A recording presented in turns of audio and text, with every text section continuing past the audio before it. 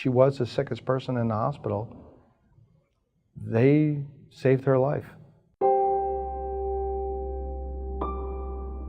When I got up, I got dressed for work. I had such a hard time moving about and even functioning, so I just laid on the recliner, try to get my wind so I can go to work. That's what I do.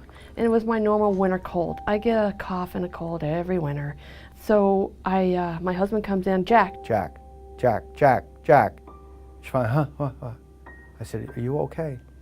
She says, no. My husband says, come on, we're gonna take you urgent care. But in the meantime, he says, no, we're not gonna take you urgent care. We're gonna take you to the hospital. Jackie was brought in by her husband. When she arrived in the emergency room, she was noted to be in respiratory distress. And we went through the first room where they do your vitals and everything. And as the girl's doing it, she's talking with her, trying to see where she's at. And she looked at me and she mouthed, she's really sick. She was diagnosed with respiratory failure due to pneumonia, severe sepsis, and perhaps septic shock. She also started to have multiple organ failures, including kidney, liver, and lungs. She also required hemodialysis, so her prognosis was very grim. And they said it's a good chance that she might be gone within 2 or 24 hours, that I needed to go home and talk to my girls. The next day was Saturday. I walked in expecting who knows what. And they told me she took a good turn. And you could see her face. She had a little bit of a glow in it. And there was changes.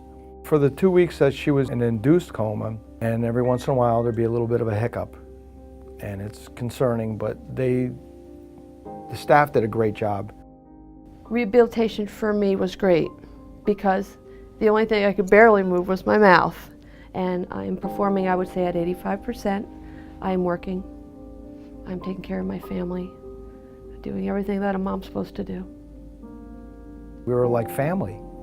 I walked down the hallway and I looked forward to seeing smiley faces because it made me feel good that she was doing well and that everything was okay. Because of this hospital that I sit here and can speak today. And it goes from the janitor to the person who takes my menu, to the nurse, to the aide, to the doctor. And they embraced me as if I was the only patient in the hospital.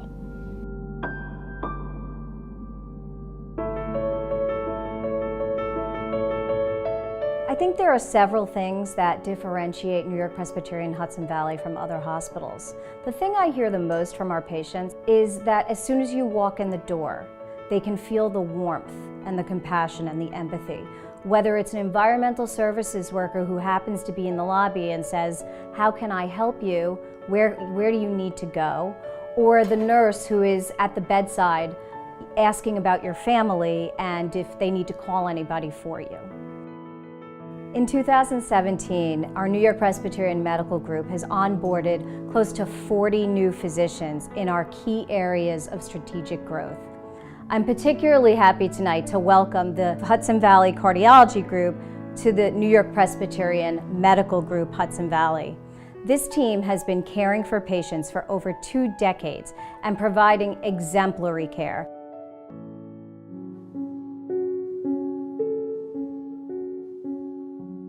I had fallen off my stationary bike and I had fractured 2 ribs on my left side. I went for an urgent care visit because I was a little short of breath and I just thought it was my ribs.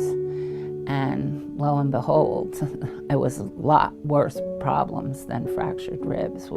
They told me, you need to go to the emergency room. She was in congestive heart failure, which is a condition where your lungs fill up with fluid.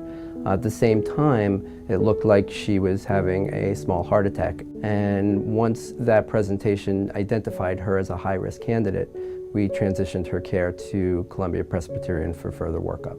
I was transported by ambulance to Columbia Presbyterian, where it was determined that I was going to need at least quadruple bypass. She ultimately had a very successful, uncomplicated surgery, but her postoperative was characterized by an eventful couple of days.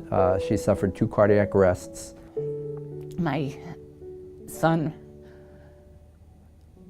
and became engaged to his wonderful future wife. And I just lay there in ICU not knowing if I would be here or not to celebrate with them. After I was released from Columbia Presbyterian, that's when I first saw Dr. Hametz. She was transferred over and put in the care of the cardiac rehab staff at New York Presbyterian Hudson Valley Hospital. I was so weak, I couldn't even make to walk into the rehab, and I kept saying, I'm not going to be able to do this, because when they first tested me, I couldn't even do 2 minutes on the treadmill.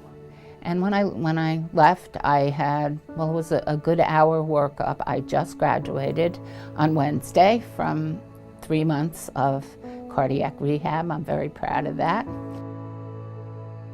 Here I am. I've had my fitting. I'm leaving on Saturday morning for my future daughter-in-law Jackie's bridal shower. And in 5 more weeks, I'm going to dance with my son at his wedding. As the president of this hospital, I could not be prouder of the dedicated team of professionals and caregivers that we have here. Our patients get the best of them every single day, get the best from them every single hour, and I could not be prouder. My daughters had to be told that their mom might not come home. My husband was going to be without a wife, but through